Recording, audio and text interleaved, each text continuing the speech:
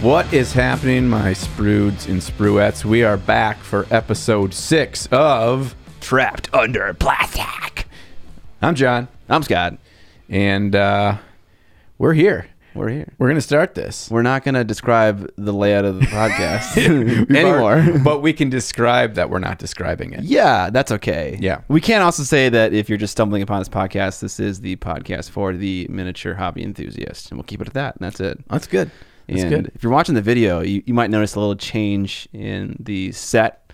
If you listen to the audio, maybe the audio quality got a little bit worse. My space in the basement where I shoot YouTube videos, which is where we also shoot the podcast, is in a state of transition. It's in a new flowering version of its existence. Yes. So we're trying to find an area to put the podcast, and we're trying this out with a whole table in between us, inspired by the likes of the Joe Rogan Experience podcast and other ones like it. Yeah. We need more crap on the table if it was going to be more Joe Rogan like, though. Is there crap on the table? It's like it's all over on the sides, and sometimes like he builds a wall of stuff depending on how much he likes the guest.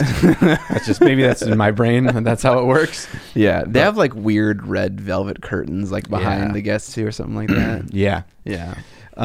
So I want to start this episode with a little story. Okay. I always like stories. Okay. So folks probably do not realize, and I wouldn't expect them to, that Scott and I don't exactly live super close to each other. No. Yeah, we live about 70 miles apart. And so when it's podcast day, I get in my truck and I drive. Usually takes me about an hour and 15, an hour and a half to get here.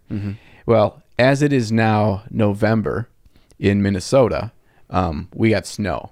Like, you didn't get much snow up here. When I left this morning, we had 4 inches of accumulation on the ground. What? And it was still coming down like mad. So as I got further north, the snow slowly tapered off. Yeah. But, once we hit November in Minnesota, it quickly becomes this Arctic wasteland akin to north of the wall. Yeah. So, AKA Canada. right. Well, it was a Game of Thrones reference. No. Yeah. Right. Oh, right. Canada. Canadians are White Walkers, apparently. It makes sense with maple syrup. So it was a little bit slow going there. It ended up taking me 2.5 hours to get here. Yikes. And it wasn't because of the weather so much. Once I got most of the way here and the ground was basically bare, you just had a little dusting of snow, I hit bumper to bumper traffic for almost an hour where idiots just drive like they're the bus in Speed and it's made of bomb. And they just I don't understand the mental prowess that it takes to just swerve into bridge embankment. And it's just, I get so mad. I was so mad. I'm like, this is not a good mental space. Was this 35E? No, this was 52. The entire way 52 was the problem? Yes, the entire way. Once I got onto 94, it cleared up. And here's the story behind it clearing up. Okay. So I am like white knuckle rage. I'm usually pretty happy guy, but sometimes some things just trigger me, and I was pretty triggered. I was so ticked off. I was thinking bagels this morning, as is tradition. Right. Normally we do breakfast. Yep. And I'm like, we ain't gonna have time for that. Yeah. That's okay. We got stuff to do. And so I'm just bare knuckle rage. I'm like, look, I'm gonna click through the radio. I'm gonna see if I can find a song that will change my mood. Okay. And the second station I stopped on was playing. Can I guess?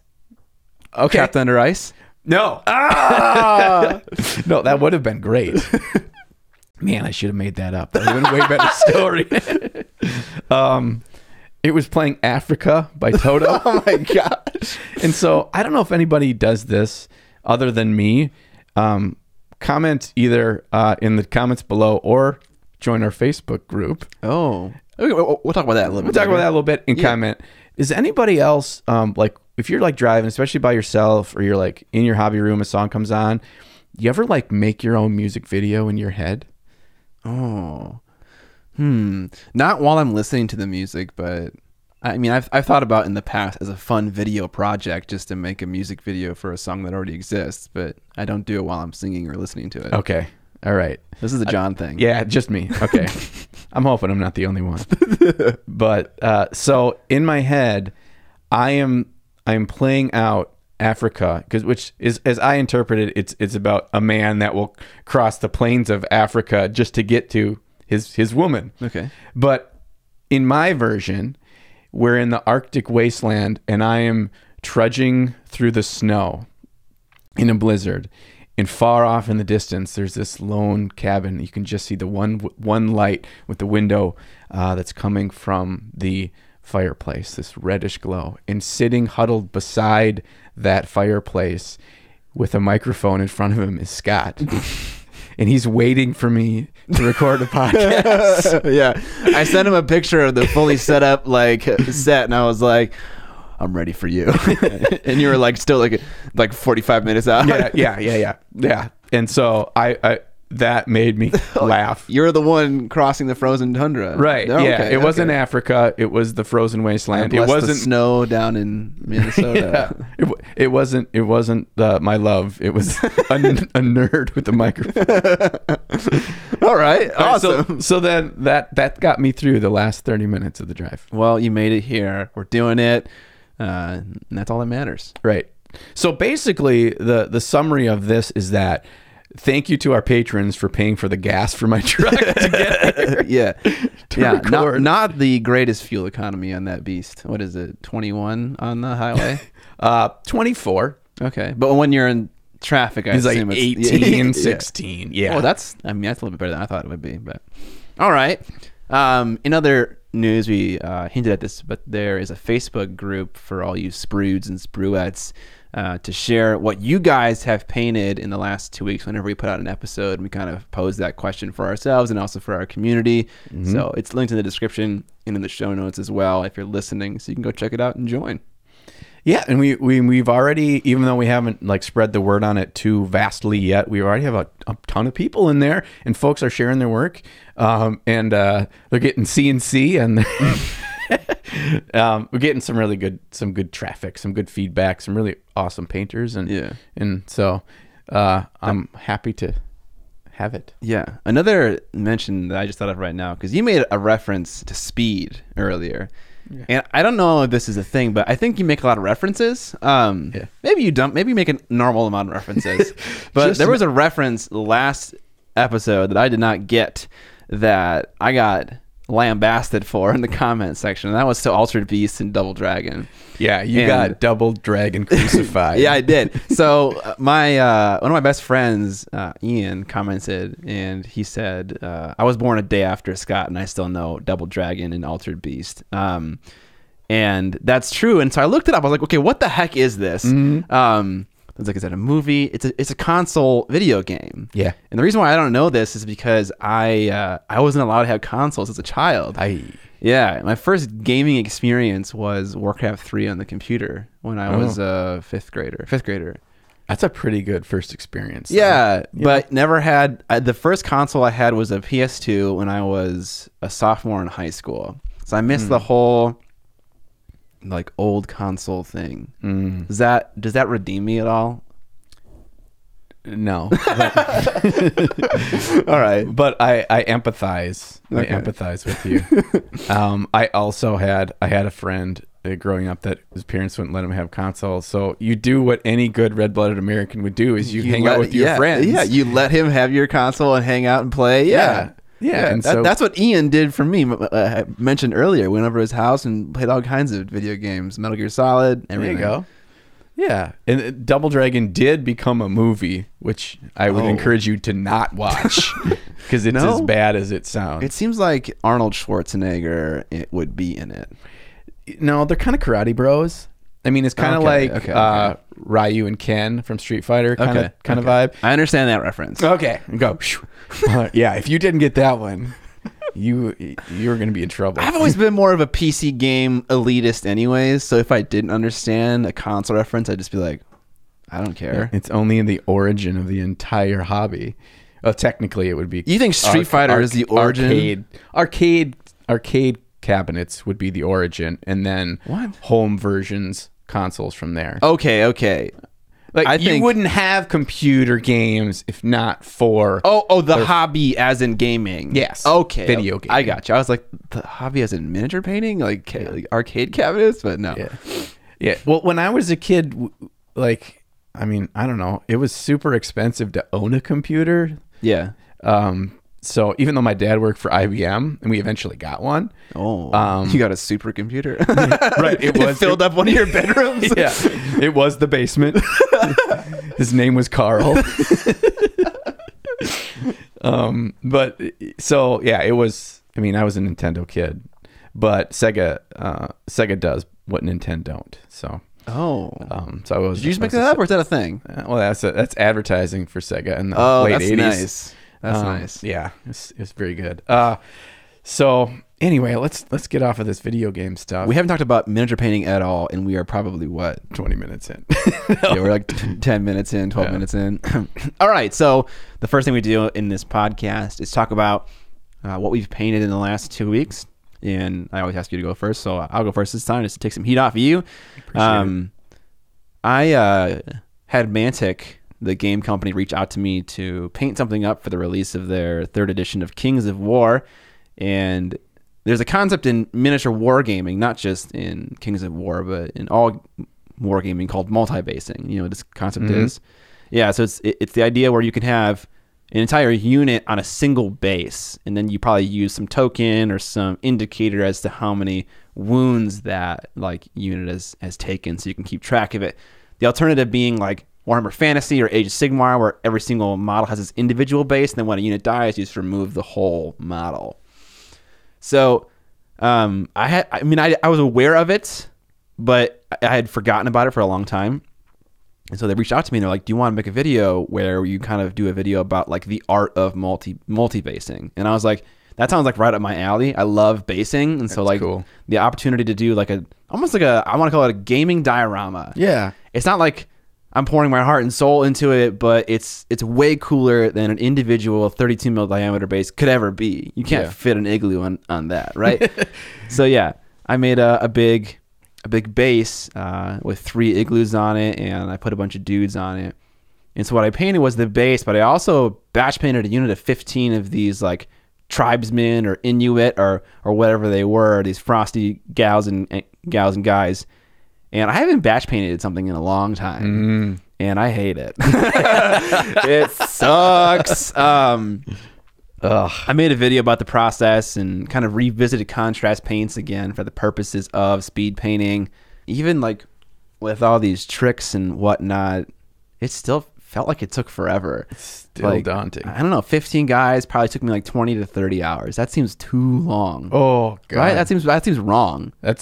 You can't multiply that by a number that we can accomplish in a weekend for an army. Yeah, right? So I got to figure something out. I don't know. Maybe prep is really important when it comes to painting armies. But I didn't have any prep. I just kind of jumped into it and kind of guessed what would work best.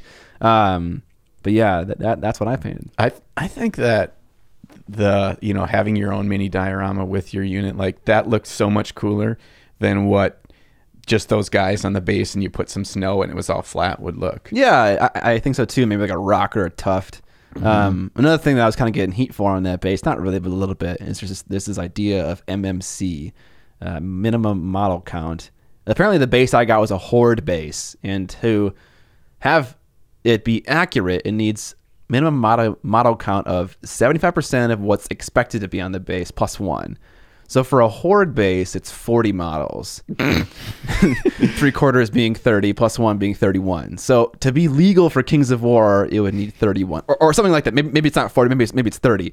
But I was told 15 dudes, so I did 15. But it didn't really matter. Like the whole spirit of the video is about the diorama of there.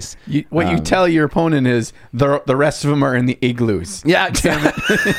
Exactly. They're there. Most people were like, if I was playing you in the games of Kings of War, I'd be totally okay with it because it just looks cool. Yeah. So yeah, I didn't know that, but yeah, there are like base sizes, and based on what size the base is, I just said base like 7 times. You have to have a certain amount of minis on it. So base. I learned that. Song of Ice and Fire does the similar tray kind of thing too, don't they? Although they still have their, I think they still have their individual bases too. And didn't Warhammer Fantasy used to have that, where they had like the big square things, but you put all your ranks in there on their individual bases? Yeah, so they had this thing called movement trays, but it was nothing more than a tray. The models slotted perfectly into it. Some people, myself included, would paint the edge of the movement tray to match the base of the guys inside of it, so it looked like one giant chunk of like terrain that's moving around. But it was nothing like this. Like the Song of Ice and Fire has like inserts to put the models in, similar to the square movement tray thing, but the bases are circle. Oh, okay. So they can similar. They're little holes where they all fit exactly. in there. Yeah. And third-party companies do that for GW too. You can get the movement things, which I use because when I'm pushing 120 skeletons across the board, doing that one at a time, not very fun. Soon to be less OCR skeletons. Well, I'm looking about 80 or 90 in my army, so not a whole lot less. I figured they're more elite skeletons, so it'd cost more in points and there'd be less of them. But the best melee unit in their whole army is the big blocks of 40 Mortec Guard, which are their skeletons. And it's just because of volume of models, right? Just bodies. That's the way the game works. If you have one giant dragon, or you have 400 little Skaven rats, the 400 Skaven rats will always win, because they can swarm the objective, or they can. And you just can't kill them fast enough. Yeah, you can't kill that number of wounds as opposed to your 16 wound dragon, and that 16 wound dragon counts as one model on the objective. Could you reduce the strategy of modern Age of Sigmar to point to wound analysis? So it's just like the more wounds I can get on a table with less points spent is the better list.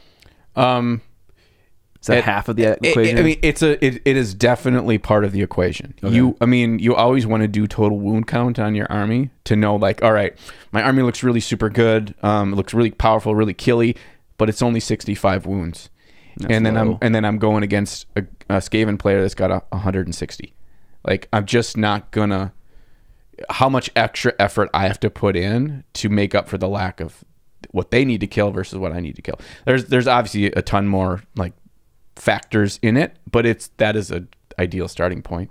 I want to do an episode of the podcast just about this. I don't know if like the strategy of Age of Sigmar is a thing, because myself and probably other people out there probably look at Age of Sigmar and they think that's not a very tactically deep game. And me and John are lucky to have a person by the name of Joe Creer, who lives in the Twin City areas, who's a very proficient player in Age of Sigmar and is placed in several global tournaments in it. And having him on to share his opinions on like whether or not the game is tactical it'd be interesting, because I think at face value the game seems pretty bare bones. But there's more to it, obviously. And it's really interesting because I've played Joe. Actually, I played him in the championship round of a local tournament. Cool. And he whipped my butt. And that was probably with some cheese, right? Oh, for sure. Yeah, his army is super cheesy. Super cheese. Yeah, but you know what? I learned a ton. So many little intricacies that he did that most of us don't do is the difference between going 3-2 at an event or going 4-1 or 5-0. Like, that's the last, that last 10% is the hardest hill to climb. And he's really good. I actually kind of got into a tiff with him on Facebook. I know, the other day about a strat. I saw, the OCR 4 catapult strat or 2 catapult or whatever it is. We had a disagreement over one of the command abilities of the cavalry guys. Oh, that was what it was? Yeah. Interpretation of rules. Okay. But I was right, so. Yeah. I read the conversation. I was like, I have no idea what's going on here. But yeah, so that's why I painted Mantic diorama gaming base. Cool. What'd you do? So here's a problem. That's not how you started. Yeah. What did you paint, John? We have had an issue. So new army comes out. I spend way too much money. Tell me how much you spent. Can you tell me? More than $500. Oh God! This guy's over here complaining about the cost of cinema gear. Spends, I don't know, probably $550, $600 on a fucking new army, and you have like how much of your undead army is unpainted? My regular death army? Yeah. Just let's round up to all of it.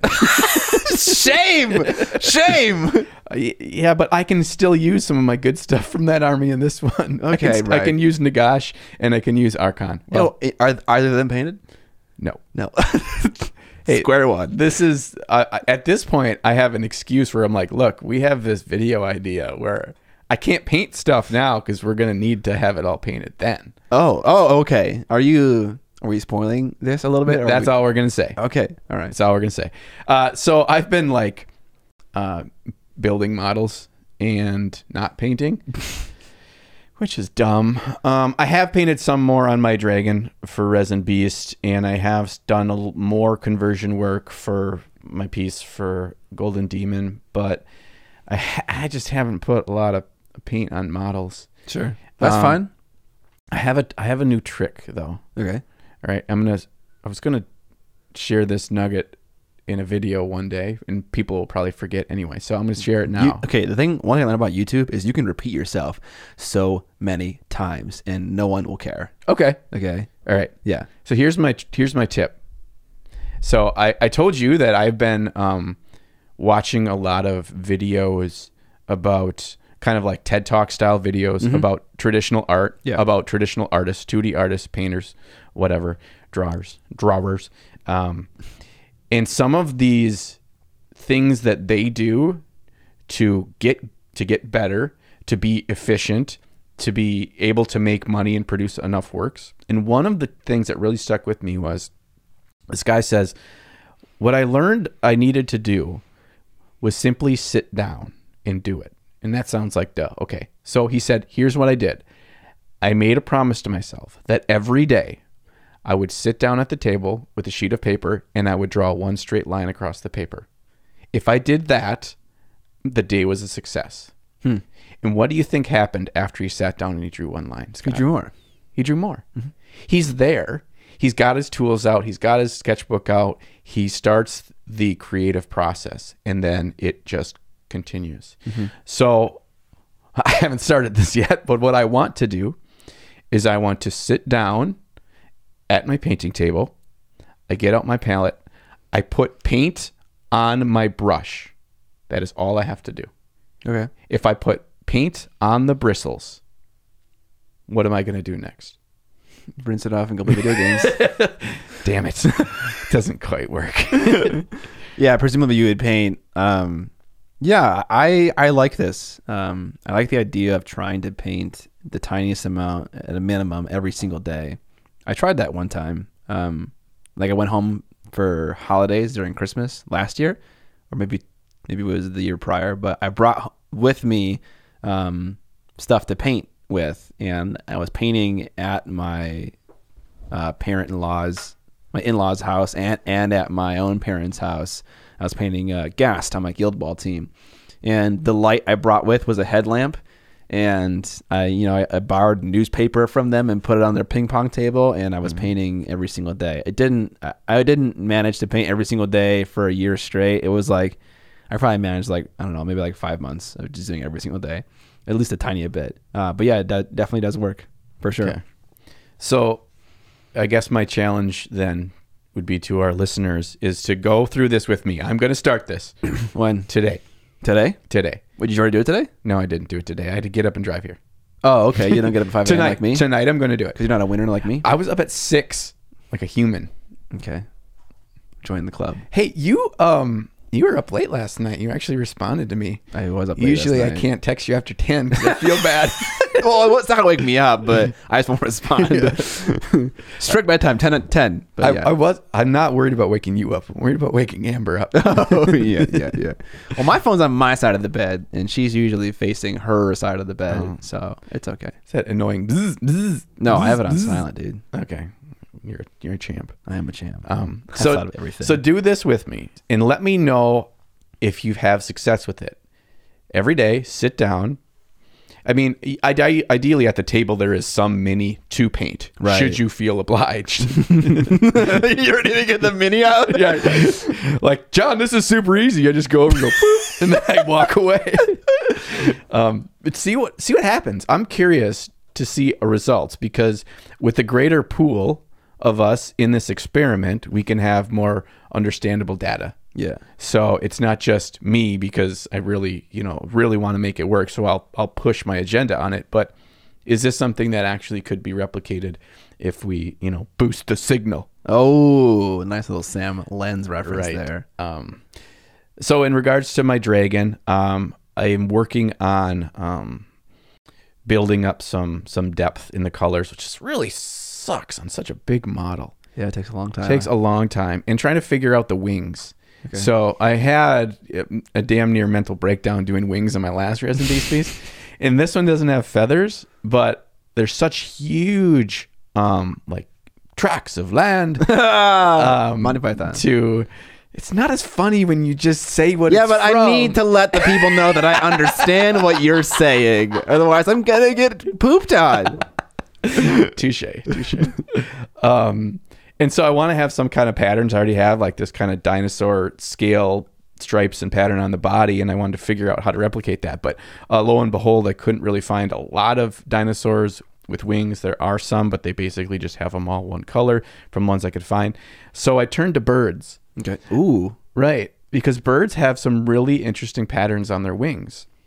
And I think that the bird I'm going to end up emulating is going to be one that we are familiar with in the Midwest of the United States, is the blue jay. Mm-hmm. Blue jay have some really interesting coloration patterns on their wings, and I really think it's just enough interest to make it look more, a secondary point of focus without being too over the top. And blue jays are in a similar color scheme to what my dragon is, so right, I can visualize it better. So that's kind of what I've been working on. Cool. With wings, I imagine a worry that you might have is because they're so large. Does this dragon have his wings like this, or is it kind of more like this? They're kind of straight up, about to scoop down. Okay, so if you're looking at the model in the front, can you see a large amount of the wing? Or do you have to kind of angle it to see it? You do. Yeah, it's more of an angle. I mean, you can see some of the angles from a straight on perspective, but that's also not the money shot of the dragon anyway. Okay. It's about a 30 degree angle off of straight on. Okay. Where you can see the full side and the anger in his face, her face. She's a sheaf in mine. Okay. And with that, you'll get to see the inside of one wing and the outside of the opposite wing at that money angle. So I have to have the inside of that wing look like, there I'm going for more of a bat wing, where a flesh wing, when the light hits it, they're very much see-through. So to see the veins and the actual blood underneath. Okay, yeah. So that's going to look quite contrasted to the blue jay wing. Interesting. So that's my goal. Interesting. I was going to say, I imagine the worry with dragon wings is that they're so large that they might distract from what you're trying to draw attention to, which presumably is the head, but may not be. I have no idea. There's no rules here. There's no rules. Yeah. But about your skeleton boys, how many did you assemble?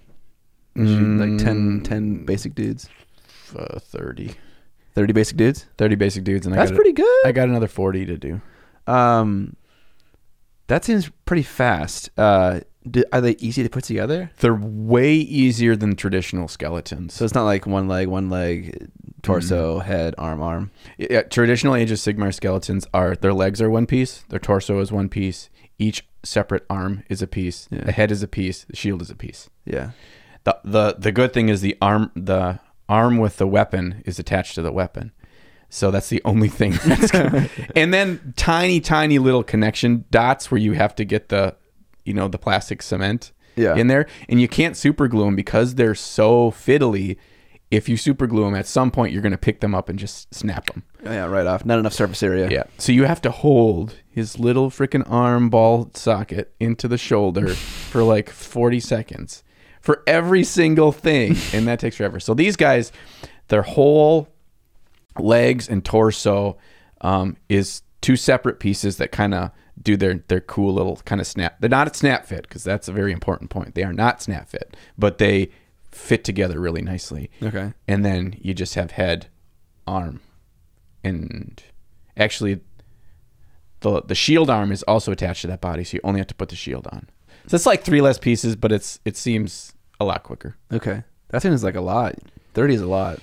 Yeah, it's a lot to put together. It's that kind of stuff is kind of cathartic for me. I 100% agree. Especially when I am not cleaning these to my highest level. No? Scraping it with X-Acto, calling it good? Yeah, they're really, really good sculpts in terms of the mold lines are almost non-existent. And they actually, GW did this right for once, where there's not hardly any mold lines that run across big, smooth surfaces. Yeah. And shoulder pads in Space Marines. Yeah, heads of most of your minis. Yeah. They're not even, they don't have those across the heads. They did the mold injection right on these heads where there's none. Nice. So you're just scraping off where it's connected to the sprue. That's all I've done. Yeah, I probably could go in there and probably spend another 2 minutes per model and scrape every little thing, but I'm just like, psh, it's a whole hour. No way. All right. Oh, cool. That's what we painted. You guys can let us know what you painted in the Trapped Under Plastic Facebook group, which will be linked in the show notes or the description if you're watching on YouTube. Yeah. But that gets us on to our next segment of the podcast, which is discussing our main topic for today, which is really just all about conversions. Our thoughts about them, some conversions we've done, and other things. As the chalkboard says, convert me like one of your French minis. And then I also put in a little je t'aime. What does that mean? Give him crap for not knowing what that means. It's French for I love you. Oh, they're not going to give me crap for that. No, they won't. The 2 French people will. Oh, true. Today's topic was submitted by one of our patrons. It was a little while ago before we were collecting patrons' names so we could give them credit. So we're sorry. Thank you, sir or ma'am, for your contribution. We've also had a good amount of YouTube comments in our comment sections talking about conversions. So I was like, hey, let's pick this one. So Yeah. One of the values of being a patron of the podcast is you get to submit minis for critique, but also you get to submit topics for discussion. We have a little spreadsheet that we always look at whenever we're picking a topic for a podcast. But yeah, so conversions. I have a long and drawn out thought about this. Oh, so I can start, or you can start, whatever you want. Yeah. You get drawn out. Okay. Let me have it. So I have a problem with miniature painting when it comes to YouTube and entertainment. Most videos, myself, my own included, I would probably not watch. And I have been trying to figure this out for the longest time. Like, why is miniature painting just not entertaining? I love so many creative things on YouTube. Metalworkers, carpentry, leather workers, cooking. Like, I love to watch the creation of things in general. And I was like, okay, maybe it's because with miniature painting, you're not creating anything. You're just modifying a pre-existing design. As some people might less endearingly put it, like a 3D coloring book. And I've said that in the past. And so it's like... So, sorry to interrupt. That's okay.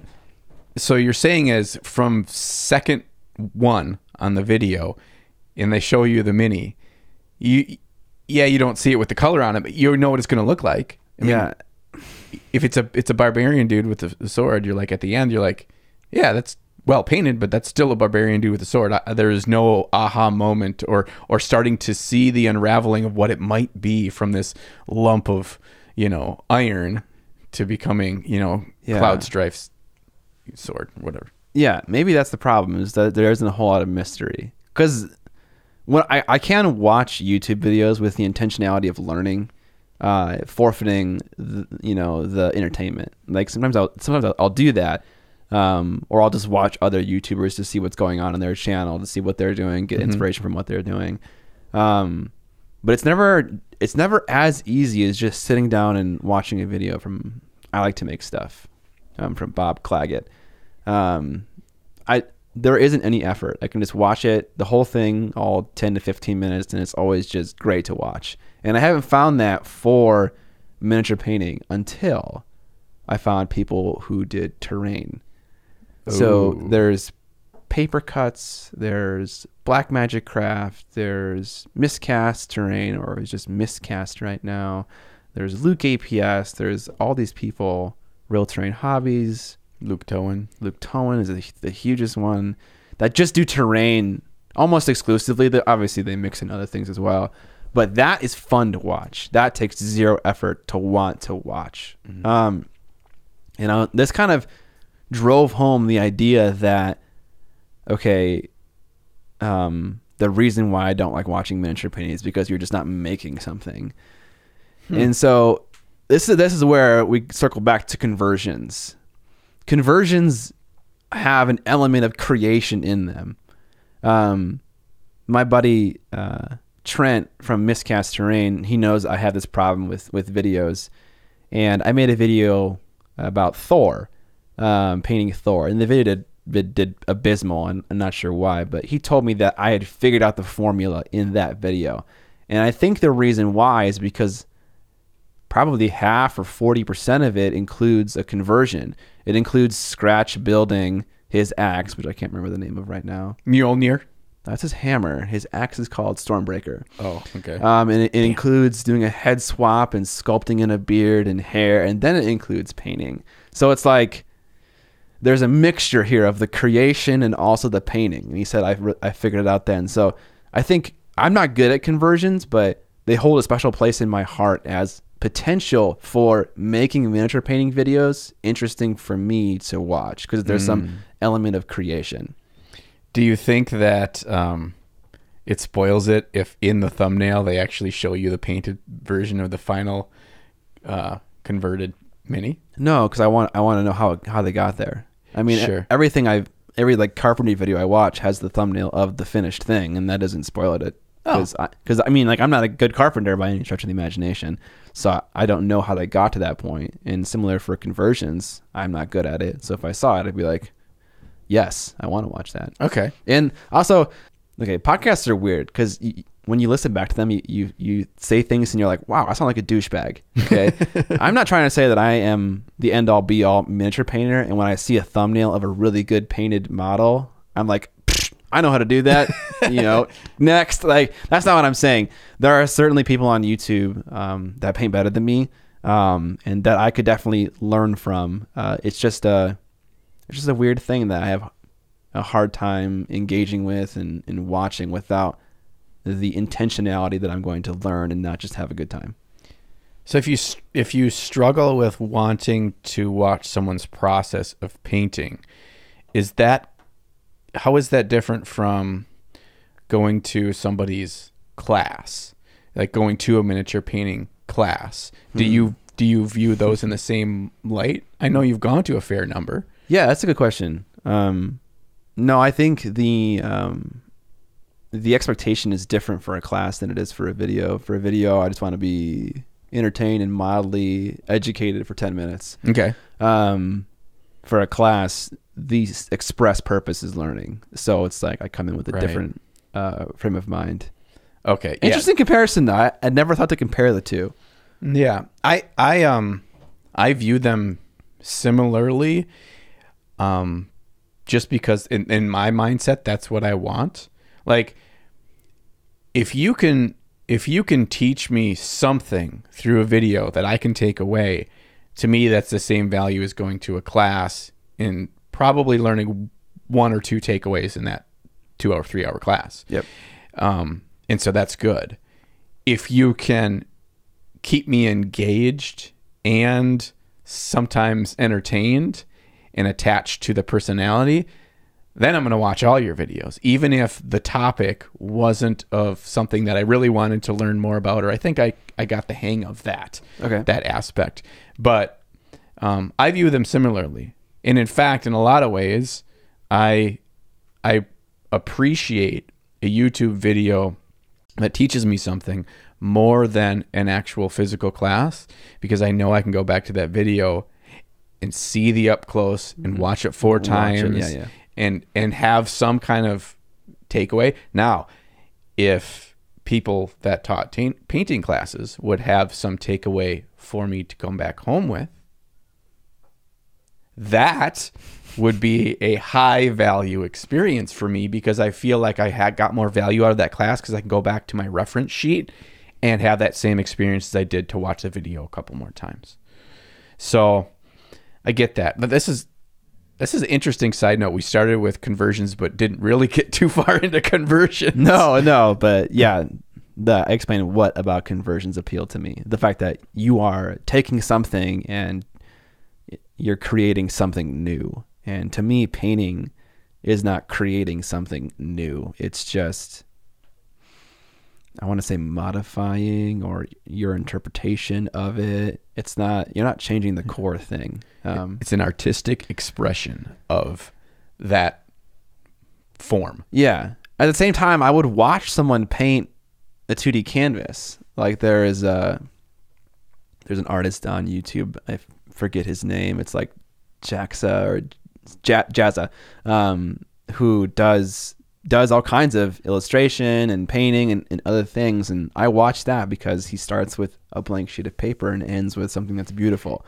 Yeah. And that is such a mysterious process that it's, it can be entertaining. I think, and there's a bunch of those amazing content creators on Twitch that do that are great artists. And then in their 2-hour Twitch stream, they knocked out at least one, sometimes 2 or 3 amazing works of art that start with the blank canvas or ZBrush work or whatever. Yeah. And by the end, you're just like, whoa, like you watch every stroke. And so it's so much more fulfilling to me than a 3 or 4 hour mini painting Twitch session.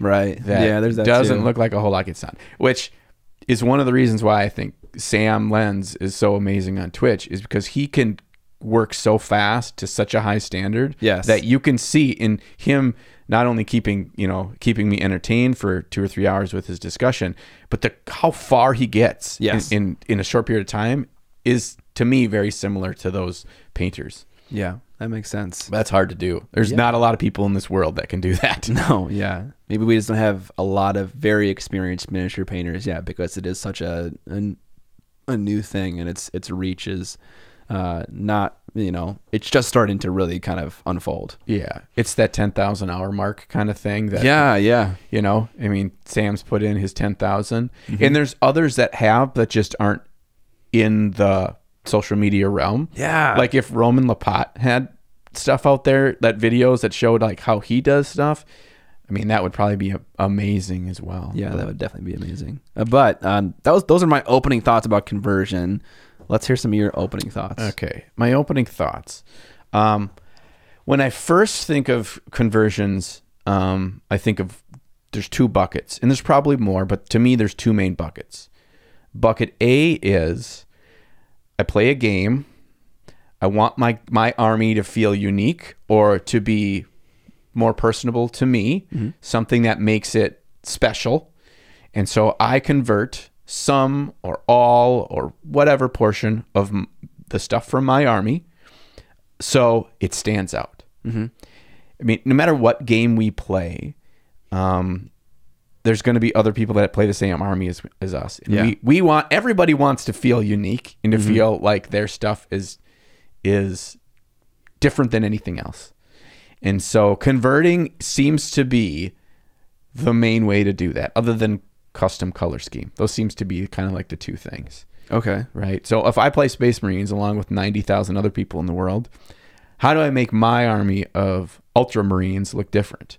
Well, Ultramarines have to be painted that certain color blue. I mean, they don't for the game, but the Lorehounds will string you up by your toes. You can do successor chapters like Silver Skulls. That's a successor chapter. Sure. But then there's 70 other people that also play Silver Skulls. So if I have some limitation to color, not necessarily, it's kind of self-imposed limitation. But what I don't have limitations to is how I can convert my miniatures to be unique to me. And so I think that's bucket number 1. To me, bucket number 2 goes into tryhard mode, typically associated with competition, but people will also do it when they're just trying their best, not necessarily to make a competition piece, but what I would maybe classify as a display piece to them. And so they want their piece to really look different than everybody else's Space Marine lieutenant, right? Yeah. So I'm going to change out heads. I'm going to switch up his pose. I'm going to put a different gun on him. I'm going to have him, mid shot blowing up an orc or whatever. And here's where the conversions start to happen. And so there's some, I don't know if it's conscious or subconscious, connection to the quality of my overall piece to how much extra work I did underneath the layers of paint. So we think that, well, if I just painted a Space Marine out of the box, but painted it amazingly, is that work of art less likely to win or has less value than one that was painted to an equal standard, but I switched up stuff myself? That's an interesting question. I mean, to the individual, anything that makes you spend more time doing it increases the perceived value in your head for it. Yes. The biggest example for me is the Witch. That model, they can probably say this at this point, was not painted extremely well. But I spent so much time converting it. I redid the hair like 3 times. And like the whole pose has changed and the dress was cut and reshaped and resculpted.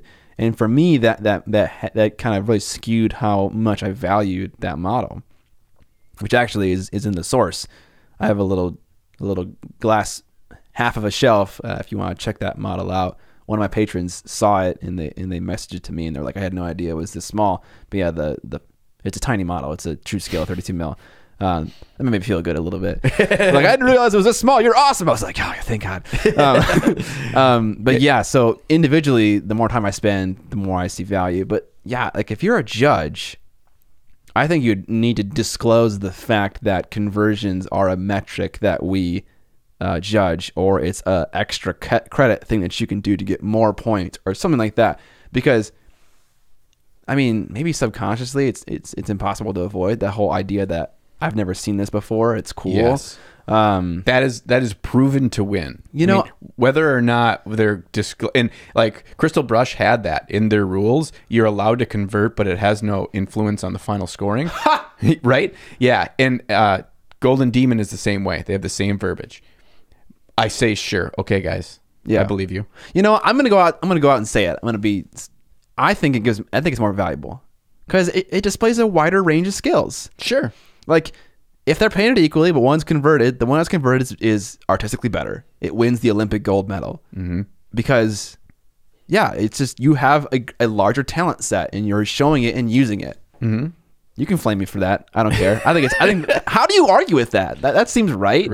I think here's the flip side of that coin is if you're saying that, then you also need to take into account the sculpt itself. So the quality of the conversion, does it still feel anatomically correct? Yeah, does it feel like it belongs with the original stuff? Yes. Yeah. Because a lot of models these days, specifically Games Workshop, but a lot of other kind of higher grade models these days have so much movement to them that feels like a real person's or monster's movement. It has weight, it has motion. It's not static models anymore. It's not the monopose He-Man, 2D version of a model. And so if you have to account for that, you're judging some aspect that isn't in the judging criteria, because you can't judge it from a static model that I bought off the shelf. But then do I give them negative points because they did a bad conversion, but the painting was still good? Yeah. Like, how do you... That comes down to the metric. That? Right. That comes down to the metric. If you're going to be honest with yourself as a judge of a competition, you have to say, okay, conversions are a part of my metric, and here's one category. One category is, does it meld well with the original sculpt?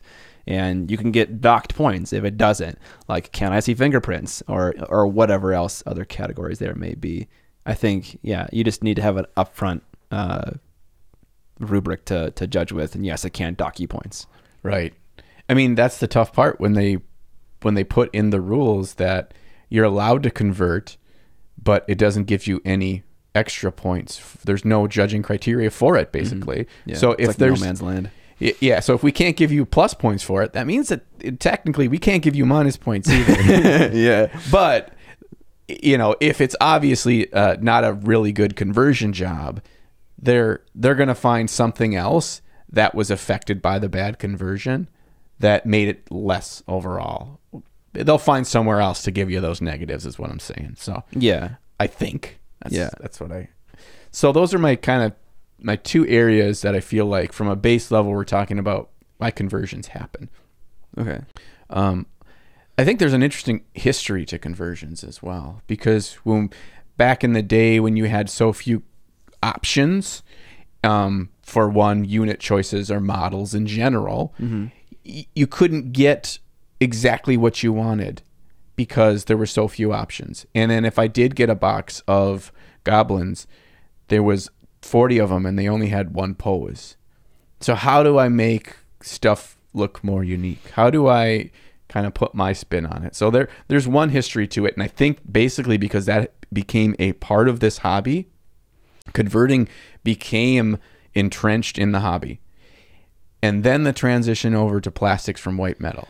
Right. And then now we have all these insanely dynamic poses. And that's an interesting thought. It's like, was converting easier a while back when you had all these kind of vanilla pieces that kind of fit together, and basically you got to choose what you wanted to look like. It wasn't imposed on you, where like the leg was at some crazy angle, or like the arm was like holding a specific thing, or whatever it may be. Would you go out and say that? Would you say that converting was easier like 10 years ago? I think it was easier to see a good conversion job because everything was so static.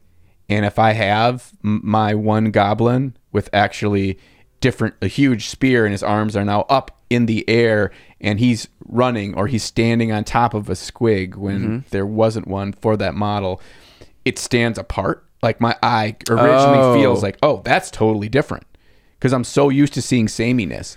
But now there's so much variation of stuff in models, even within their own units in the range, that like conversions, oftentimes, if they're not some major over the top thing, I can't, when paint's on it, I can hardly tell. Right. Yeah. So you're saying that maybe conversions had more value because they were so significantly different looking. Mm-hmm. Those are some of our opening thoughts about conversions. Now I want to talk about two more things. One, conversions we've done, and also people that do conversions that are awesome. Let's start with the latter of the two. I have two people that I may have mentioned in a video in the past that do conversions that are just awesome. The first one is Maxime Pasturel, French man. Mm-hmm. He's going to be mad at me. Yeah, right. Maxime is a GW employee. He's a sculptor for them. And you mentioned earlier about how conversions are hard to do because, and I agreed with this as well, because so much of the kits are so model specific. Mm-hmm. And this guy does not care. He crushes it, and he makes these super awesome conversions with things that you would just think aren't related. He has a blog that I'm not going to try to pronounce, that I'll link in the show notes so you can look through some of his conversions. The one that's my favorite is he took the Cauldron of Blood Cain. Yeah, the big Cain. The bloodied-handed god. Avatar of Cain. He took that and he gave it a hood. He gave it a giant... Does it have a sword? I think it has a sword in one hand. It has a sword and a heart in the other hand, right? Yeah. He gave it a cloak, and the cloak was it ended in Nagash's cloak, so like those ghosts that were flying out. Oh, baby! It looked so freaking cool. And he has other like war bands and squads that he's done that are just so awesome. So Maxime, I think part of the reason why he may be so good at it is because he has like this cataloged knowledge of all of GW's bits because he's so close to it all the time. Gosh. I'm just guessing. He's also probably just talented, you know. Do you think they have got like a bits room where they have like all these little bins, like it's like all the different colored Legos, the different shapes and sizes and colors, except it's all bits? I don't think so, because like you can't sell conversion. You know what I'm saying? True. I think he just probably maybe gets some for free because he's like in the studio and like brings them home. which would really alleviate the biggest issue I have with converting, which is like sacrificing kits of models to conversions. Yeah. So it's like, I don't want to have a squad of 19 guys because I decided to steal the torso from the 20th guy for a conversion, you know? Maybe that's it. But I love him. The other guy is Colonel on Instagram, who often does very grim, dark stuff. And actually, I got him to send me a model that he did, and I'm going to paint it in a future video, and I'm super excited about it. But he also has just a really good way of just converting stuff to make it look like it belongs together, but also to make it look like it belongs in the same sci-fi universe as 40K, but maybe just like a darker, evil version of it. So yeah, those are my two favorite. I'll link both below. But how about you? You have any favorites? So I have one, and I don't know. I follow him on Instagram. I actually went through and like looked at my Instagram thinking about this topic on like, do I have good examples? And I really don't follow a lot of people that are kind of known as converters, except for one. And his name is Orky Dork. What a name! Yeah. And that alone was probably why I hit follow on him. But he is a prime example. And this is, I think, an important part we haven't touched on yet. He is a prime example whose artistic outlet in the hobby is strictly converting. He has very few pictures on his Instagram of stuff where you don't see Bear Green stuff. And that's a big thing because you get to see the original parts. You get to see all the extra things he sculpted himself. You can see all the other kits that have found their way on there. Yeah. And that in and of itself, of an unpainted kit bashed model, in a lot of ways is its own work of art because you're seeing the raw version and how you've adapted it. Yeah. He does, as his name implies, much orc work. Much orc work. Right. Job's done. And he loves all the scrap, the scavenge, the post-apocalyptic, grab everything that's half rusted and throw it on a buggy kind of style. Yeah. His orc style really feels like 40K orcs. I mean, he really goes with their story, and everything that he does really fits the lore and the understanding of who these orcs are. Yeah. I think it's, there are folks that's why we want to kind of throw a bubble around this and call, hobby enthusiasts, not mini painting enthusiasts, because this is very much hobby. Yeah. And it is art, and it's not mini painting. Yeah. And I mean, a lot of these incredible converters aren't necessarily incredible painters. Yeah. But sometimes their good paint job looks awesome because it's so new, it's unique. It goes back to our talk about competitions. It's that wow factor. It's that new factor. It's that, I don't know, what is that? I've never seen that. Yeah. For the same reason that these famous sculptors unveil their wonderful new sculpts pro-painted by somebody else at a competition. So it's the wow new factor. Yeah. What you just said made me think of another person that I need to show you later, and maybe you might already know. Goes by the name of Modern Synthesist. Have you heard of this? No. Is he a DJ? No. That would be... Maybe in his spare time. He does Tyranids and Dark Eldar, and I want to show you he does tons of Coven Dark Eldar conversions, and the Coven are like the flesh golem, the flesh crafting side of Dark Eldar. Grotesques. Right, grotesques. And you have the doctor dudes, homunculi, and you have, what are some other ones? You don't have to name them all, dude. We get it. Dark Eldar. Do I? Ghasts? Is that one? No. But yeah. Racks. Racks. Yes, those are the basic ones. So he has so many lovely conversions, and you can just see the bare plastic and all the different kits that were used, and it's so satisfying to see how smoothly the green stuff flows into the plastic. And like everything looks so intentional and awesome. And he has lots of awesome guides about sculpting and how to like get great effects. But where do you draw the line between sculpting and converting? It's like they are very much so intertwined, but at what point does it just become an original work of art. I guess if you're ever using, like, okay, here's an example. Someone does a fully sculpted model, but like for the rings on, I don't know, some accessory, they use metal rings. That's still a scratch build, right? Yeah, of course. Okay, but where does it become a conversion? I think it's using existing model kit pieces. Okay.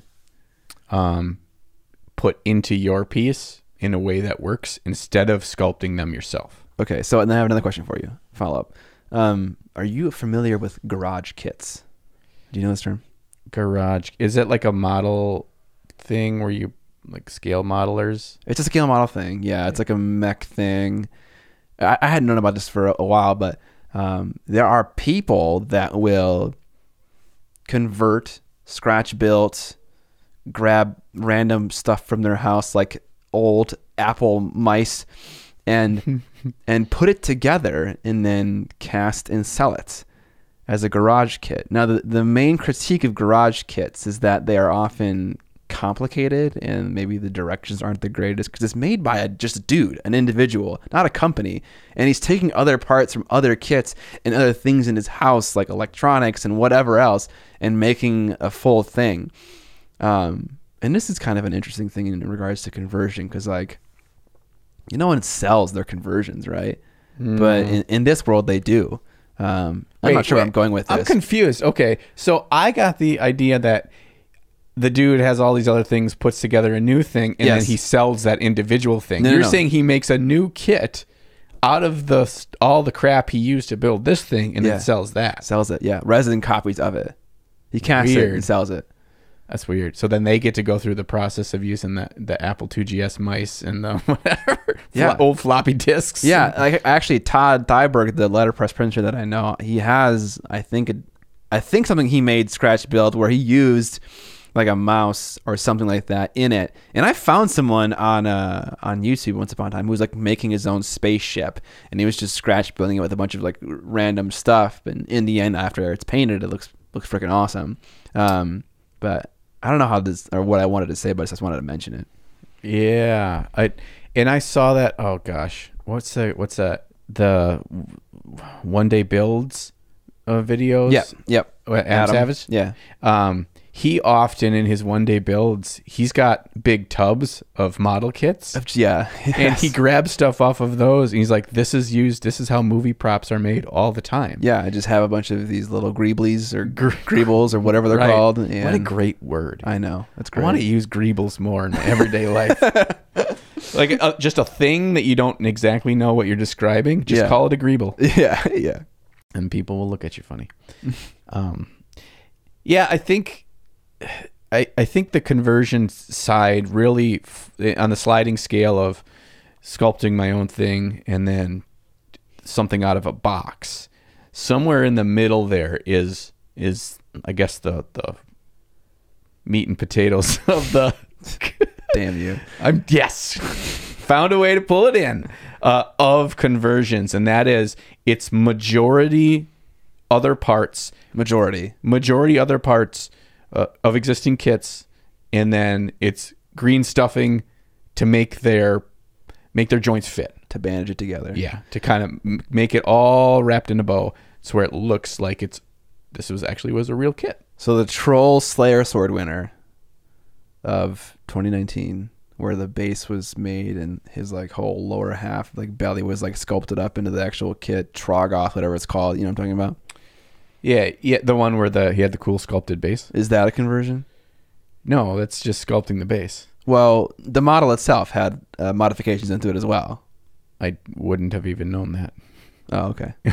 I mean, it looks like the box to me. I'm not sure if there's any value in discussing this, but it is an interesting like thing to think about. Like, where do you draw the line between scratch build and unique art versus this is just a conversion? Because it seems like kind of like conversion could be a cute word for someone who like really put a lot of effort into making something really unique. Sure. Maybe people who are actually good at it might be offended if like someone called it a conversion versus something else. I don't know. I wouldn't be because I'm garbage at it, so it doesn't matter. It's all semantics, really, isn't it? Like, if in that case, if he did add some kind of putty to add some more depth dimension change of the thing, I mean, I don't know what I'd call it if not a conversion, but he's not actually using. It wasn't like he brought in like a little Nurgle head and like stuck it up his butt, so the Nurgle head was coming out. Like that would be a conversion. Okay, and I would have given him 10 out of 10 for that. All right. So yeah, let's talk about conversions we've done. Mm-hmm. Why don't you kick us off? Well, since you did talk about Dark Eldar, yes, this is probably 2 years ago, not long after I had. Well, this is right when I was going to go to the first Crystal Brush. I had bought 2 kits. I remember this. To make my own grotesque. I actually made a unit of 3 of them from the Dark Eldar. What's the big floaty thing? A Raider? No, it's got the big head. Oh, a Kronos Parasite engine or a Talos Paint engine? Yes. I bought one of those kits, and then I bought a kit of Crypt Flayers from Games Workshop Flesh Eater Quartz, and made my own. And there'll be a picture right now. There was. Thanks for queuing my edit. Right, no problem. And we could put some links or whatever. I could probably throw that up on Instagram too. But I really like how one of them turned out. He looks really cool. It, like ripped off his from his forearms on, and then jammed those big nasty needle hook things and scythes on his arms. Put a big honking mask on him. That was fun. I've done some lesser ones with like the Necromancer I did.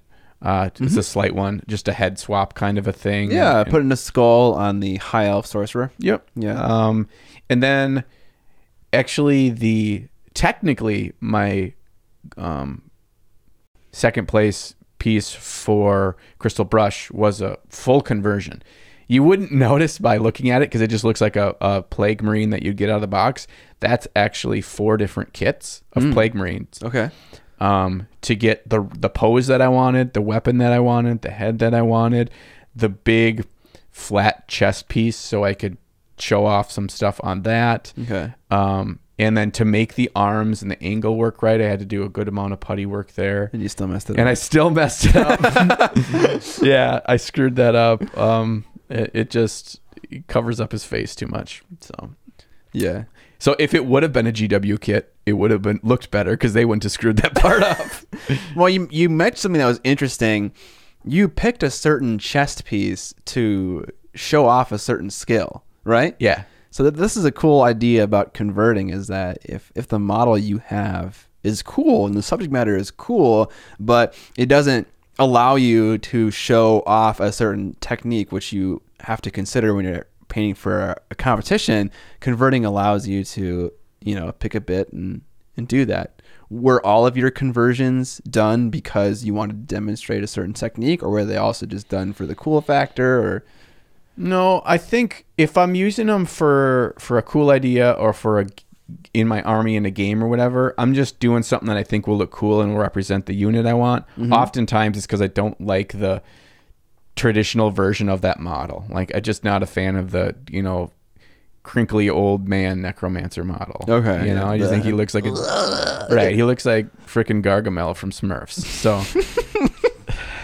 you do make a lot of references. I'm counting. I think you're on 3 or 4. Oh, sorry. That's fine. It's fine. But yes, I haven't made a single one. Oh, well, you better start taking notes, and then you can awkwardly put them in. I got to keep up. I should have a little reference counter in the bottom. Bing. So yeah, I'll do that for the game stuff. If I don't really like what my options are and I want to be excited to paint it, yeah. There's that. From the competition side, I think you and I are the same, but you go way further than me. It's like I need to show some amazing idea, story told, and I need to convert and sculpt it so my story will be told, because my story is more important than what the model looks like in the box. Right. I'm not so heavy on the Plague Marine example is not so much heavy on the story side, but it's like I want a certain feel and look. I want a certain kind of, moment to be captured there. And I can't just work the other way. I can't work with the model and then feel the story out from the model. I've got to feel out my story that excites me and then work towards how do I show that. Yes. So you referenced the witch, and I think you explained it pretty good. That was the first time I started with a story and then tried to find a model to fit into it, as opposed to starting with a model and then finding a story that works for the model. And it worked in some senses and it didn't work in other senses. I think the base that I made with, which was a scratch build with the church and the cross and the fire, thought that was really cool. Had a lot of fun doing that. And it's so easy to do. It's just a bunch of rectangles. That's all it is, right? Yeah. And some scraping and some paper clip. It's so simple how like houses and structures are just a bunch of really simple shapes that you can get in styrene and brass and aluminum and wood and whatever else you can find. But it's so easy. It just takes a little bit of time. But then the model itself was every single joint was cut and repositioned. So the wrists, okay, I cut off this lady had daggers. And so I was like, how do I work with these clenched fists? I can't sculpt a new hand. So I was like, okay, if you're burning a lot, you're probably clenching your fists, right? Yeah. So I took a little drill and I scooped out the area in between her fingers and her thumb and under here to make it look like she wasn't just, I cut the thing off. So it was just flat. So I scooped that out. I cut her hand off. And I was so terrified of losing a 32 millimeter true scale fist. It is the tiniest thing in the world. I had a little container for it, and I closed the container and I taped it to my desk. I was like, I'm not losing that. And then I cut her at the elbows. I cut her at the shoulders. And then I just positioned the head differently when I glued it on. But the arms were like kind of like this really just whack like pose. And so I had to like sculpt kind of like the armpit, like the skin area that gets stretched when your arms are stretched out. And then the hair. Goddamn the hair. Oh. Ugh. Someone said in the comment section, I had mentioned this in the video, it's like, you should make her hair floating because hair floats because, fire combusts and then air raises. And I was like, I hate you. Yeah, because it has a backdraft, Kurt Russell. Backdraft Kurt Russell. I didn't get that one. Yeah. Backdraft is a movie. Okay. Featuring Kurt Russell. 5 references. Yes.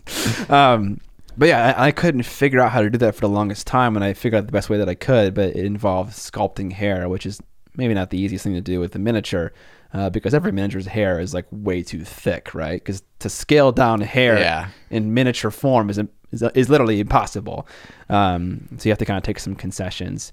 But yeah, a large portion of that miniature was lots of slicing and repositioning and sculpting to hide those cuts.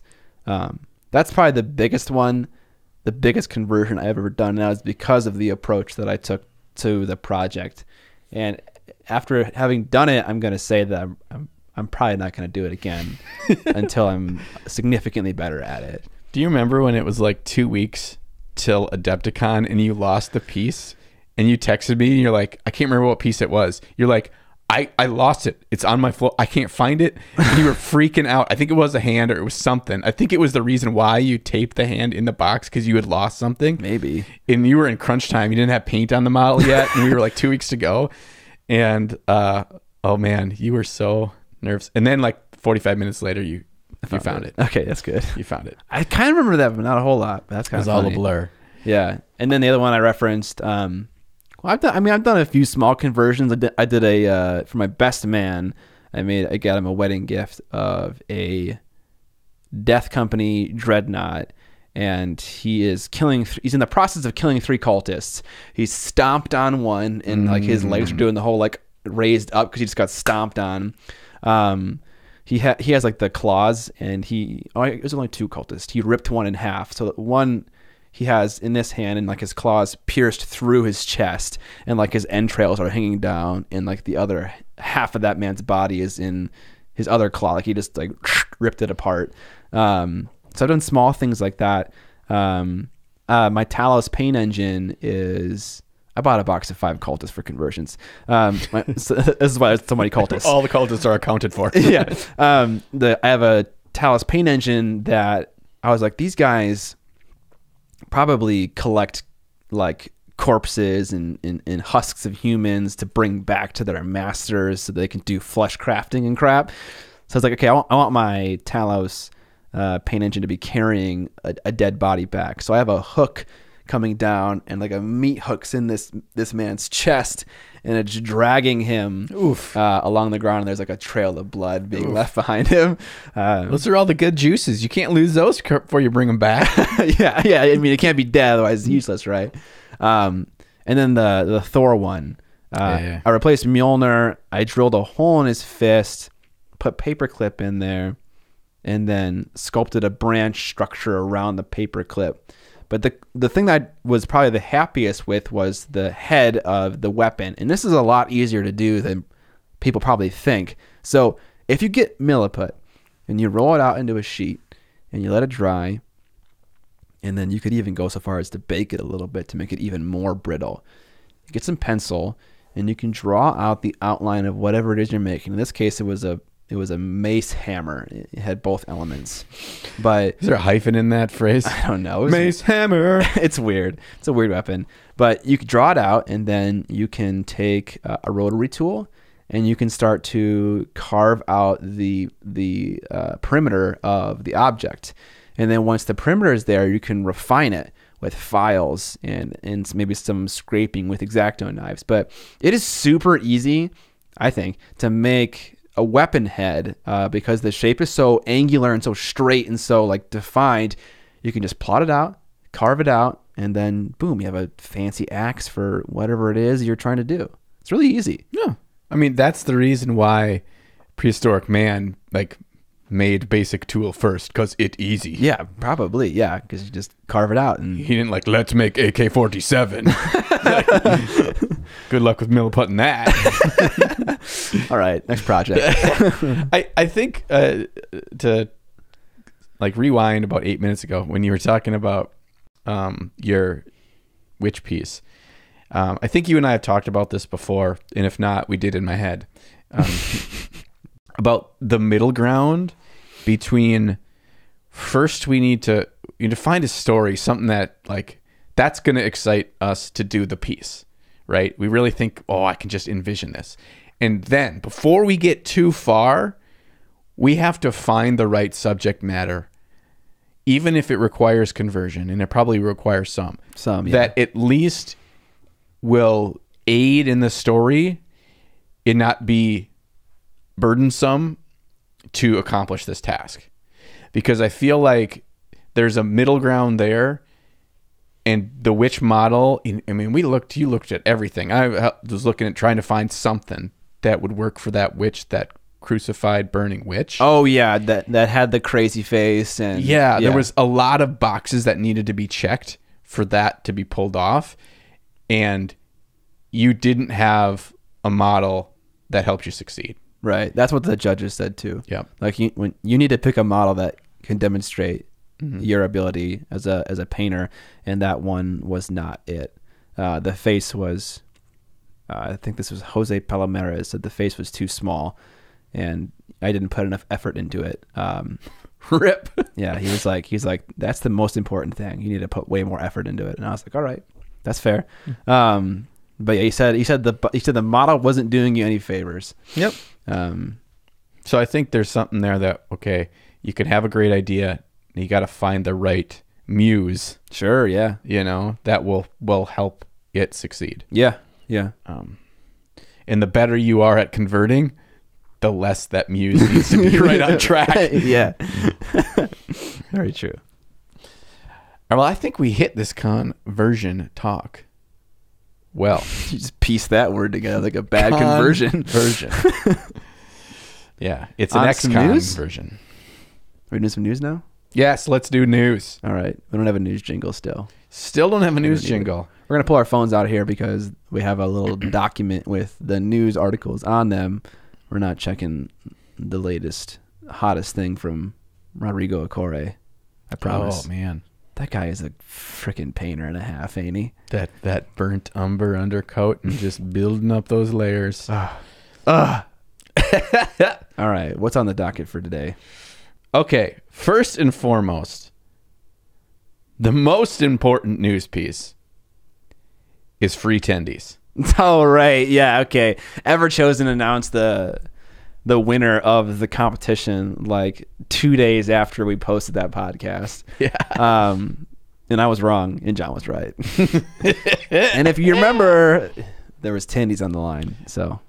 So immediately following the taping of this episode, tendies will be consumed. Paid for. And never any tendies will have tasted as good as those. The one via being right. I will. If I dropped it in a puddle, I'd still eat it because it would be. I'm going to swap it out of your hands. Just slap it. Victory. You said you're going to eat it. So yeah, I can't remember that guy's name, but so the guy that did the Archregent, Leduc, Leduc, or was that French for the Duke? I don't know what his name was, but yes. And then your choice, Trevelyan, came in third. Which honestly, the only reason I didn't pick Trevelyan because I knew you were going to, because I think we both thought his was the best. Did they have the miles in person? Did they have? Yes. Oh, okay. He sent me pictures. Trevelyan sent me pictures. Oh, he was there. Yeah. Yes. It was the whole thing. So they flew them all out. Cool. To this open day, I think it was called. It was not like a Golden Demon thing. Okay. But they had other stuff going on. Darren was there too. Our good friend Darren. Bilbo. There it is. Let me just say this real quick. Martin Freeman. And so I was talking to Christoph Trevelyan, like right after it was announced, and it was messaging him, and he was sending me pictures, and like he's like, want to send me the up close, like right before they were announced and stuff. He's like, oh, what is about this? What about this? What do you think? And I was like, yours is better, yours is better, yours is better. Which I really honestly did think that. I really told him, like, I really think you got this. I mean, they're all really well done. And he really saw, he's like, in person, they are really, really good. He's like, it's going to be a roll of the dice, you know, and what are they looking for? Yeah. What little things. But, you know, they flew him out there. They paid for a hotel. They got to go to the bougie treatment. Right? Like, he was living the Vida Loca. Yeah, so that's nice. So good for him. Congratulations. And I told him there's like 18,000 store winners. Such an accomplishment. Yeah. So like, obviously probably we could say the largest painting competition ever in terms of entrance. Yes. Yeah. Such an accomplishment. Even to get into like the final 100 is insane, let alone the final 3. Yeah. That's crazy. When they showed the wall of finalists to cut it down to 3, it was like, there's 40 here that are amazing. Yeah. Like, to get top 3. So, and he really, when I talked to him after, like, that was his sentiment was like, it was amazing. It was an amazing experience. I'm totally happy with that. Awesome. Which, Trevelyan has a wonderful dry sense of humor and snarkiness. So I was kind of expecting like him to be like this. Yeah. Right. Yeah.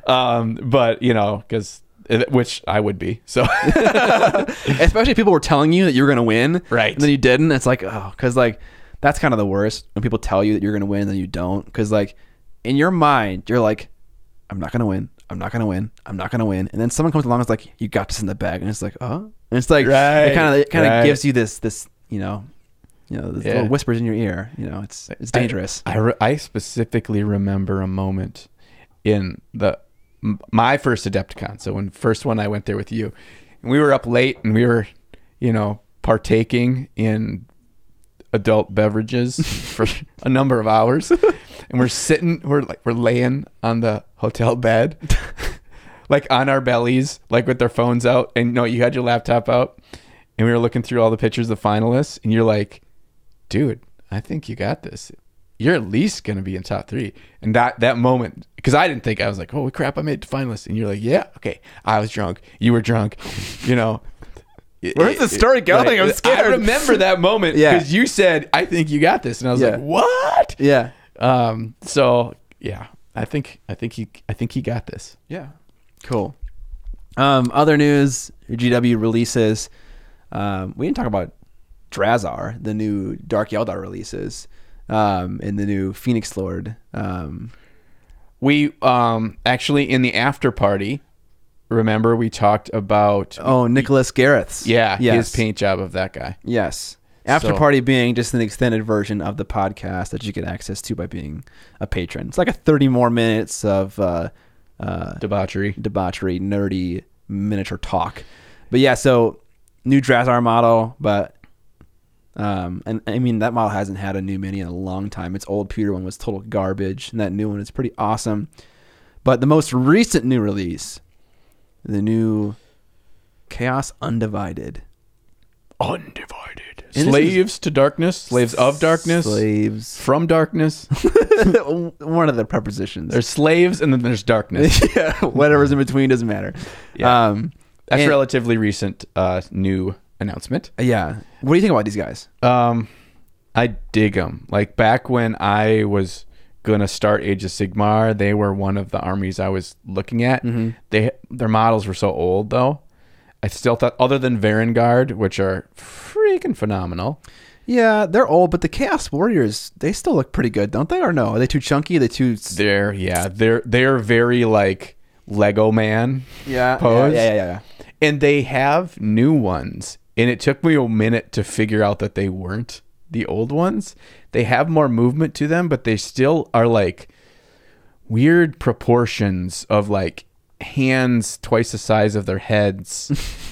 And like armor, meaning that like their calf is like 18 inches.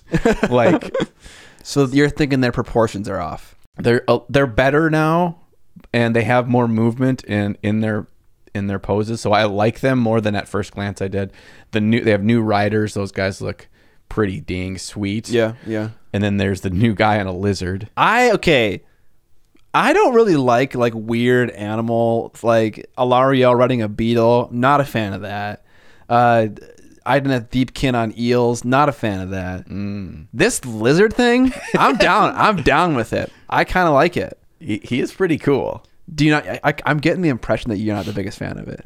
I don't dislike it. Okay.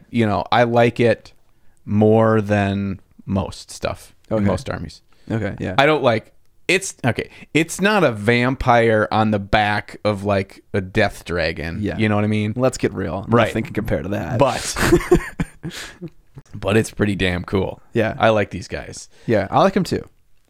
So it's, they're going to have this whole, probably this lead up to the story of Archaon and what's happened. This is probably the next chapter in the story of Age of Sigmar and I just said Age 2 Sigmar. Slaves to Darkness got me all messed up. That's like AOS version 2, Age 2 Sigmar. It's just the number 2. Yeah. There's a significance to the release of these models, I think. Up until this point, every single mini in Age of Sigmar was like a new race, a new thing. Like Fire Slayers, those crazy steampunk dwarves, the Dark Elf, like Canaanite sisters. It was like, I want to take one of the old things and make something new with it, or expound on this specific detail, like Fire Slayers being slayers from the dwarf army, and then like make it like more fully enriched. Ideneth Deepkin, totally new thing, but these guys, this is just a remade and polished version of something that previously existed. Chaos Riders, Chaos Warriors, and a Chaos Lord and a mounted whatever. Like that, those things were all already in the rules for even fantasy, and they just got a facelift, and that hasn't happened yet, right? Oh boy, that's a good question. I'm trying to think too. Well, like Note Skaven didn't get new stuff. When the Gits turned into the Gloomspite Gits from the goblins, they got new stuff, but it wasn't, I don't think, replacing old kits. I think all the new stuff, like the Squig Riders and the new heroes and all that, Colossal Squig, that maybe would have been an old model. I think remember. Maybe it was a Forge World kit. Oh yeah, there is I don't think it was I think that is one. But again, that's just taking Orcs and Goblins were a race, taking the Night Goblin portion of the Goblin portion, and then just kind of further developing it. But maybe there were some that got. I mean, the Squig Riders, right? Mm-hmm. Those were a kit before and they got replaced. I don't honestly. I cannot remember if Squig Riders were a thing. Okay, before. but suffice to say, a lot of it was new content. Whereas with this stuff, this is all just old content being rehashed, other than maybe like the lizard dude, which is fine. And I feel like that's significant because, I mean, I'm fully on board with my Wood Elves never getting a facelift. That's never going to happen. But seeing just an army get like pampered like that, you know, is cool. Like not everything needs to be new and shiny. Some things can just get like look cooler. I think they probably were backed into a corner a little bit from a story standpoint and the requirement of Archaon being a part of the overarching Age of Sigmar story. Okay. Because he was, if you remember, I think it was the Everchosen book was that was one of the first books in Age of Sigmar 1.0. So are we talking about End Times? Or are you talking about Age of Sigmar? Age of Sigmar. Okay. So it's already existed, and he's oversees all the other chaos gods and stuff. So they couldn't just scrap it, right? Maybe there's that. They have some design space to work with, but it's a fairly controllable IP. Yeah, and they got cool concepts for their stuff. They just needed some new coats of paint, and it looks great. Yeah. Tying it back to the conversion topic, I'm trying to find a new army to play for Age of Sigmar, which I'm not going to it's not going to happen anytime soon. But you mentioned playing Legions of Blood, which is basically the Blood Knights. But the chaos, the fighty vampire. Yeah. And using these new Chaos Knights as conversions for the guys, I can't remember the name right now. The Blood Knights. Blood Knights. Okay, yeah. Because those models you can't even get them anymore, right? I don't think so. They were fine cast and $100 a box for 5 of them. Yeah. What? Yeah. Insane. So yeah, you can't get them anymore, and even if you could, you wouldn't buy them. No, I mean they are a notorious conversion unit. Like everybody converts them. They use like the Dragon Knights from the High Elves, which now were gotten rid of in the Great Purging of 2019. R.I.P. So you couldn't use those anymore. I used the old to make my Blood Knights. I used the old Chaos Knights. Okay. And they're cool. They required a good amount of like getting rid of all the chaos iconography, head swap. They're very chunky still. So trying to like take the helmet off and have like a vampire looking head, they just look like derpy as heck. That's fun. So yeah, there's another conversion I did not too well. I think these new guys would be as Blood Knights. Yeah, but the head thing I think is still a problem. Maybe it might be. Yeah. More news. Ogre Tyrant came out in a Feast of Bones, which is like a starter set that has the new OCR Bone Reapers in it, and also what are they called? Something Frostmaw or Ogres or whatever their new Age of Sigmar term is. Maw Tribe. That's what it is, right? And you get one new Tyrant, and this Tyrant is the coolest looking model in the world. I want to paint it so freaking badly. And here's another example of Ogre is coming out the other end of the Age of Sigmar funnel largely unscathed. Still very much in the same design aesthetic as the Ogres from before. You have this Mongol feel. They're big and chunky. They even paint them in the same style. They have the one hand dipped in blood. It's interesting to see this happening kind of in another way where it's like, okay, we're not going to Age of Sigmarify this too much. It feels like the last 18 to 24 months or so, GW has had a really top priority to update as many battle tomes as possible. Okay. To really bring everybody up to an even playing field as best they can. So yeah, it's impossible. Which is impossible, but they have a fairly valiant effort for what they've done so far. And so there's all the variety is relevant. Okay, you can say that, well, Wood Elves are gone. They just pushed everyone in these cities to Sigmar, whatever. But the version of that came out the other side is now usable in a competitive level, and its rules are all falling within the Age of Sigmar 2 rules, so it just feels like a tighter overall game. Still burns. Still burns. Still burns. Single tear. Single tear for the what else? Couple other models that they showed off recently are these new Warcry like beasts. Yeah, like this cat thing and this weird cat thing is weird, man. Yeah, this don't really interest me very much. Oh, the Cyclops. I every time I say the word Cyclops, I go back to when I was like 14 years old, and me and my buddies would all play Marvel vs. Capcom 2 on the Dreamcast. It's a fighting game. Someone else. It's a fighting game. It's an amazing fighting game. And so we're 14 years old, eating Cheetos, watching, playing the game, drinking Mountain Dews, and at one point I accidentally, and I was trying to say Cyclops, I said Cocklips. And now every time I say Cyclops, I'm worried I'm accidentally going to say Cocklips. And my friends have never let me live it down. Yeah, that is going to live with you in infamy. No, I just told the whole internet. Captain Cocklips. I did not see that coming. Yeah, so to tie this into the topic of the day, I applaud anyone that can do a conversion of that Cyclops model to have Cocklips. There's plenty of spitting cocks all over the microphone. in KDM models. So if you need some yes, some material, you have an abundance. Yeah, exactly. But that Ogroid, I just love him. He's so mean with the spear and the head cocked to the side, like, who the hell is coming into my house? Who said my name? What'd you say? Yeah, I don't really like monsters and things like that a whole lot, so I don't really care. I don't for like this. monsters. I mean, okay. Sorry for giving my opinion. Just like you're just casting wide swaths. I don't like monsters. When I think of villains, I like them to be largely humanoid. So like just a big person then?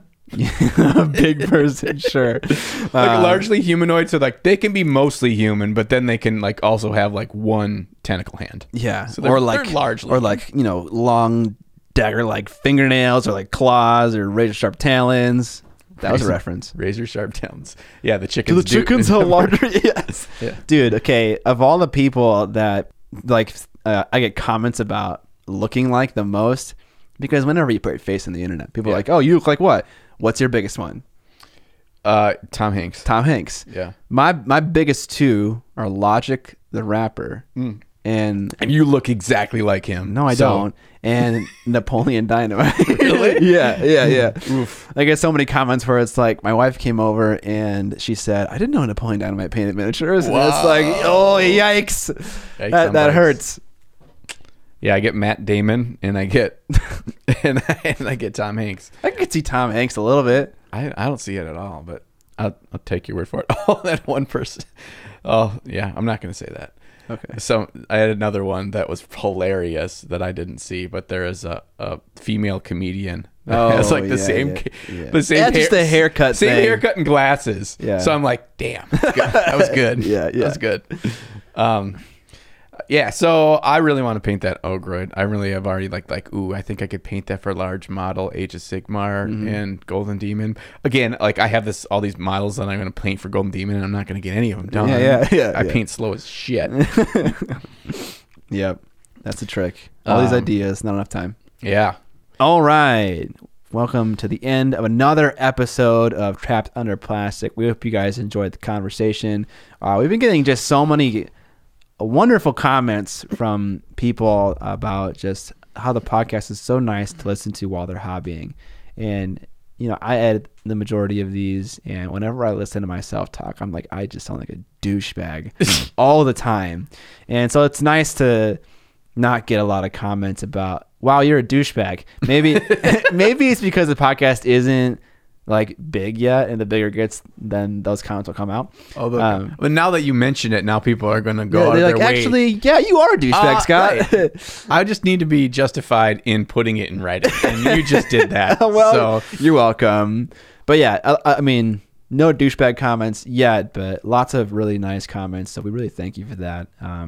If you guys want to support the podcast, you can do so by contributing money on Patreon, and you get access to an extended episode of the podcast. You get the opportunity for us to give feedback to your miniatures, and you also get the ability to submit topics for us to discuss in an episode, and we will credit you because we are taking your names down now. For reals this time. For reals. But yeah, give us a review on Apple Podcasts. Tell your nerd friends about the podcast. And anything else, Johnny boy? We got shirts. Oh, we got shirts. John is wearing one right now. You can find them on Teespring, linked in the show notes and also the description. Pretty sexy shirts. Yeah, the logo done by a very talented person. It was awesome. Yeah, great artist. Did you say join the Facebook group? Oh, no, I didn't. Yeah, you join the Facebook group, hang out with us there, share what you're working on in the last 2 weeks, just like we are doing. Also, either in the comments below or out in the Facebook group, if you try the every day put paint on a paintbrush, let me know after a week or 2 weeks or a month or whatever. Did it work? So, awesome. Until next time, See you later. See you on the flippity flop.